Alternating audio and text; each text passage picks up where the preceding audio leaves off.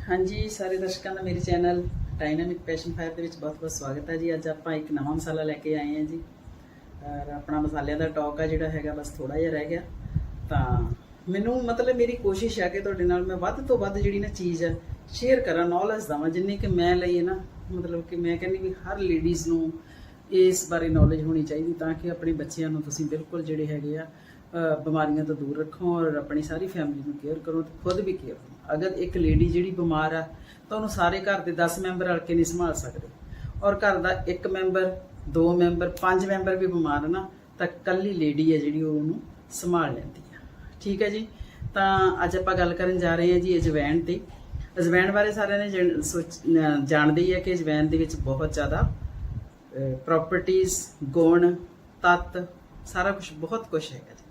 ਪਹਿਲੀ ਗੱਲ ਤਾਂ ਜਿਹੜੀ ਅਜਵਾਇਣ ਹੈਗੀ ਜੀ ਇਹ antioxidant, anti bacterial, anti inflammatory ਔਰ ਇਹਦੇ 'ਚ ਮਤਲਬ ਕਿ ਜਿਹੜੇ ਕੁਝ ਰੈਮੇਡੀਜ਼ ਜਾਨੀ ਕਿ ਕੁਝ ਬਿਮਾਰੀਆਂ ਨੂੰ ਕੇਅਰ ਕਰਨ ਵਾਸਤੇ ਵੀ ਬਹੁਤ ਜ਼ਿਆਦਾ ਤੱਤ ਇਹਦੇ ਵਿੱਚ। ਠੀਕ ਹੈ ਜੀ।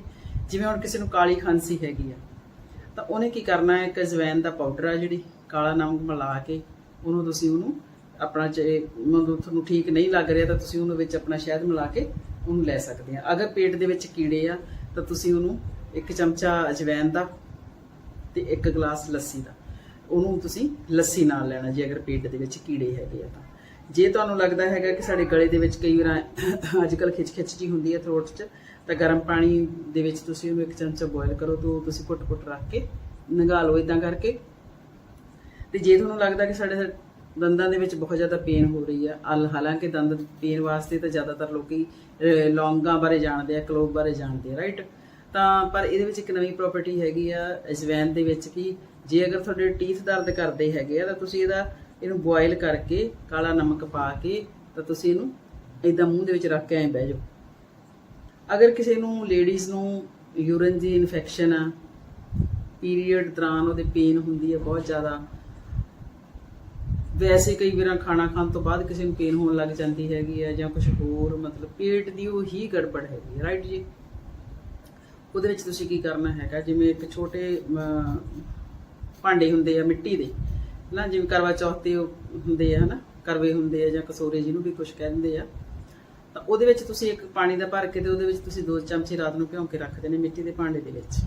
ਉਹ ਭਿੱਜਿਆ ਰਵੇ ਸਾਰੀ ਰਾਤ ਜੀ, ਤਾਂ ਸਵੇਰੇ ਉੱਠ ਕੇ ਤੁਸੀਂ ਉਹ ਪਾਣੀ ਪੀ ਲਓ। ਜਿਹੜੀ ਤੁਹਾਡੀ ਉਹ ਹੈਗੀ ਆ ਬਿਲਕੁਲ ਅੰਦਰਲੀ ਗੜਬੜ, ਇਨਫੈਕਸ਼ਨ ਆ ਜਿਹੜੀ ਬਾਥਰੂਮ ਦੀ, ਉਹ ਬਿਲਕੁਲ ਵਾਸਤੇ ਖਤਮ ਹੋ ਜਾਊਗੀ। ਤੁਹਾਨੂੰ ਮੈਡੀਸਨ ਲੈਣ ਦੀ ਵੀ ਕੋਈ ਜ਼ਰੂਰਤ ਨਹੀਂ ਹੈਗੀ ਲੇਡੀਜ਼ ਨੂੰ।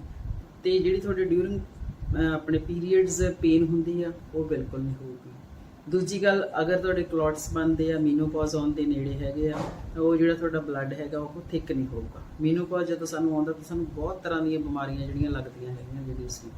ਉਹਦੇ ਵਿੱਚ ਕੈਲਸ਼ੀਅਮ ਘੱਟ ਜਾਂਦਾ, ਜੁਆਇੰਟਸ ਪੇਨ ਹੁੰਦੀ ਆ, ਔਰ ਕਈ ਵਾਰ ਹਾਈ ਬੀਪੀ ਬਹੁਤ ਜ਼ਿਆਦਾ ਹੋ ਜਾਂਦਾ, ਹੱਥ ਪੈਰ ਸੁੰਨ ਹੋਣ ਲੱਗ ਜਾਂਦੇ ਆ, ਦਿਮਾਗ ਜਿਹੜਾ ਘੱਟ ਕੰਮ ਕਰਦਾ, ਇਰੀਟੇਸ਼ਨ ਬਹੁਤ ਜ਼ਿਆਦਾ ਹੁੰਦੀ ਆ, ਰਾਤ ਨੂੰ ਉੱਠ ਕੇ ਅਸੀਂ ਭੱਜਦੇ ਆ, ਨੀਂਦ ਨਹੀਂ ਆਉਂਦੀ ਹੈ ਨਾ।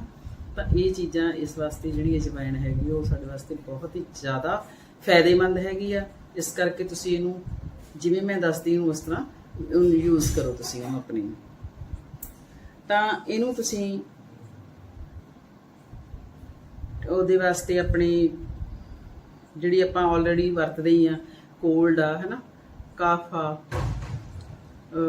ਗਲੇ 'ਚ ਖਿੱਚ ਆ, ਉਹਦੇ ਵਾਸਤੇ ਮੈਂ ਤੁਹਾਨੂੰ ਦੱਸਿਆ ਕਿ ਤੁਸੀਂ ਪਾਣੀ ਪੀਓ ਉਹਦਾ ਹੈ ਨਾ ਬਣਾ ਕੇ, ਅਜਵਾਇਣ ਵਾਲਾ ਤੇ ਕਾਲੇ ਨਮਕ ਵਾਲਾ, ਤੇ ਗਲੇ 'ਚ ਰੱਖ ਲਓ।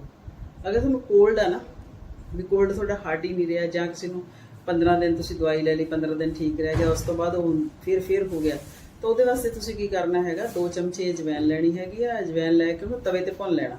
ਤਵੇ ਤੇ ਭੁੰਨ ਕੇ ਉਹਨੂੰ ਇੱਕ ਤੁਸੀਂ ਕੱਪੜੇ ਦੀ ਪੋਟਲੀ ਬਣਾ ਕੇ ਇਦਾਂ ਕਰਕੇ ਉਹਨੂੰ ਸਮੈਲ ਕਰਦੇ ਰਹਿਣਾ, ਤਾਂ ਉਹ ਜਿਹੜਾ ਤੁਹਾਡਾ ਸਾਰਾ ਜਿੰਨਾ ਇੱਥੋਂ ਤੱਕ ਬਲੌਕੇਜ ਹੋ ਜਾਂਦੀ ਆ ਰੇਸ਼ੇ ਦੀ, ਉਹ ਸਾਰਾ ਤੁਹਾਡਾ ਨੋਜ਼ ਖੁੱਲ ਜਾਊਗਾ। ਕਿਉਂਕਿ ਡਾਕਟਰਸ ਕੀ ਕਰਦੇ ਹੈਗੇ, ਆਮ ਤੌਰ ਤੇ ਆਪਾਂ ਪਰੇਸ਼ਾਨ ਹੋ ਜਾਂਦੇ ਹਾਂ ਜਦੋਂ ਨੋਜ਼ ਵਗਦਾ ਜਾਂ ਰਨਿੰਗ ਨੋਜ਼ ਹੋ ਜਾਂਦਾ, ਤਾਂ ਉਦੋਂ ਫਿਰ ਇਹ ਡਾਕਟਰ ਕੀ ਕਰਦੇ ਆ, ਉਹਨੂੰ ਰੋਕ ਦਿੰਦੇ ਆ। ਤੇ ਆਪਾਂ ਕਹਿੰਦੇ ਜੀ ਆਪਾਂ ਨੂੰ ਠੀਕ ਹੋ ਗਿਆ, ਉਹ ਠੀਕ ਨਹੀਂ ਹੋਇਆ ਹੁੰਦਾ ਕਿਉਂਕਿ ਉਹ ਚੀਜ਼ਾਂ ਸਾਡੇ ਅੰਦਰ ਬਲੌਕ ਹੋ ਜਾਂਦੀਆਂ। ਤਾਂ ਇਸ ਕਰਕੇ ਇਹਦੇ ਨਾਲ ਕੀ ਹੋਊਗਾ, ਜਦੋਂ ਤੁਸੀਂ ਉਹਨੂੰ ਸਮੈਲ ਕਰੋਗੇ, ਸੁੰਘੋਗੇ, ਤਾਂ ਉਹ ਜਿਹੜਾ ਸਾਡਾ ਰੇਸ਼ਾ ਜਿਹੜਾ ਹੈਗਾ ਨੱਕ ਰਾਹੀਂ ਬਾਹਰ ਨਿਕਲ ਜੇ, ਲੈਟਰਿਨ ਰਾਹੀਂ ਬਾਹਰ ਨਿਕਲ ਜੇ, ਤੁਹਾਨੂੰ ਖਾਂਸੀ ਆ ਕੇ ਬਾਹਰ ਨਿਕਲ ਜੇ, ਜਾਂ ਤੁਹਾਡਾ ਰਨਿੰਗ ਨੋਜ਼ ਹੋ ਜੇ, ਉਹਦੇ ਵਾਸਤੇ ਘਬਰਾਉਣ ਦੀ ਜ਼ਰੂਰਤ ਨਹੀਂ। ਉਹ ਤੁਸੀਂ ਉਹਨੂੰ ਪ੍ਰੋਪਰਲੀ ਲੈਂਦੇ ਰਹੋ। ਲੋਕ ਕਹਿੰਦੇ ਹੁਣ ਇਹ 'ਚ ਕਈ ਮਿੱਥ ਹੈ ਕਿ ਅਜਵੈਨ ਜਿਹੜੀ ਹੈ ਜੀ ਗਰਮ, ਪਰ ਇਹ ਜਿਹੜੀਆਂ ਚੀਜ਼ਾਂ ਗਰਮ ਹੋਣ ਦੇ ਬਾਵਜੂਦ ਇਹ ਗਰਮ ਤਰ ਹੈ। ਇਹ ਕਈ ਸਾਡੀਆਂ ਦਵਾਈਆਂ ਹੈ, ਸਾਨੂੰ ਇਹ ਚੀਜ਼ ਦਾ ਪਤਾ ਹੀ ਨਹੀਂ ਹੈਗਾ ਕਿ ਡਾਕਟਰ ਸਾਨੂੰ ਜਿਹੜੀਆਂ ਮੈਡੀਸਿਨ ਦਿੰਦੇ ਉਹ ਕਿੰਨੀਆਂ ਕੁ ਗਰਮ ਹੈ, ਉਹਦੇ ਵਿੱਚ ਕੀ ਆ, ਆਪਾਂ ਕੋਈ ਜਾਣਦੇ ਹਾਂ ਜੀ? ਕਿਸੇ 'ਚ ਹਰਾ ਡਾਟ ਲਾਤਾ, ਕਿਸੇ ਤੇ ਰੈੱਡ ਡਾਟ ਲਾਤਾ, ਹੈ ਨਾ। ਤਾਂ ਇਹ ਚੀਜ਼ਾਂ ਕੁਝ ਵੀ ਨਹੀਂ ਹੈਗੀਆਂ। ਅਗਰ ਸਾਡੇ ਕਿਚਨ ਦੇ ਵਿੱਚ ਆਪਾਂ ਰਿਲੇਟਡ ਹੈਗੀਆਂ, ਖਾਸ ਕਰਕੇ ਆਪਾਂ ਲੇਡੀਜ਼ ਨੂੰ ਮੇਰੀ ਐਡਵਾਈਸ ਹੈ ਕਿ ਜਿਵੇਂ ਮੈਂ ਪਹਿਲਾਂ ਦੱਸਿਆ ਕਿ ਲੇਡੀਜ਼ ਦੇ ਹੀ ਸਿਰ ਤੇ ਘਰ ਹੈਗਾ, ਤਾਂ ਲੇਡੀਜ਼ ਨੇ ਆਪਣੇ ਆਪ ਨੂੰ ਵੀ ਕੇਅਰ ਕਰਨਾ ਔਰ ਆਪਣੀ ਸਾਰੀ ਫੈਮਿਲੀ ਨੂੰ ਵੀ ਕੇਅਰ ਕਰਨਾ। ਉਮੀਦ ਹੈ ਤੁਹਾਨੂੰ ਅੱਜ ਦੀ ਟਾਕ ਮੇਰੀ ਬਹੁਤ ਅੱਛੀ ਲੱਗੀ ਹੋਗੀ। ਤਾਂ ਅਗਰ ਅੱਛੀ ਲੱਗੀ ਹੈ, ਲਾਈਕ ਸ਼ੇਅਰ ਕਮੈਂਟ, ਤੇ ਉਹੀ ਮੇਰੀ ਅਰਦਾਸ ਆ, ਤੁਹਾਨੂੰ ਰਿਕੁਐਸਟ ਆ ਕਿ ਸਬਸਕ੍ਰਾਈਬ ਜ਼ਰੂਰ ਕਰਨਾ ਮੇਰਾ ਚੈਨਲ ਦਾ ਨਾਂ ਤੁਹਾਨੂੰ ਪਤਾ ਹੀ ਹੈ, ਡਾਇਨਾਮਿਕ ਪੈਸ਼ਨ ਫਾਇਰ ਆ, ਉੱਪਰ ਆ ਜਾਣਾ ਹੈਗਾ ਤੁਹਾਡੇ ਕੋਲ, ਠੀਕ ਹੈ ਜੀ। ਤਾਂ ਥੈਂਕ ਯੂ ਸੋ ਮਚ। ਮਿਲਦੇ ਹਾਂ ਆਪਾਂ ਕਿਸੇ ਨਵੇਂ ਮਸਾਲੇ ਦੇ ਨਾਲ। ਤਾਂ subscribe my channel ones again. Thank you so